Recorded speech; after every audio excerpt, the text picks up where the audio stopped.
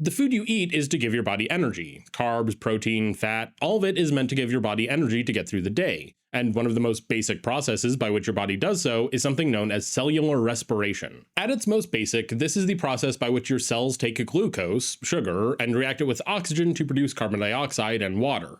This reaction also releases energy stored within the sugar. It's essentially the reverse of the photosynthesis reaction that takes place in plants. But all four of those molecules I mentioned have something in common. They all utilize the same type of chemical bond, what we call a covalent bond. So how does this type of chemical bond work? Well, first we need to understand a couple things about electron behavior in an atom, because all chemical bonds will involve looking at electrons. First, there's the concept of valence electrons. These are the electrons furthest away from the atom's nucleus in the outermost orbital and are the ones directly used in chemical bonding. We can, broadly speaking, determine how many valence electrons an atom has available by looking at what column of the periodic table the element resides.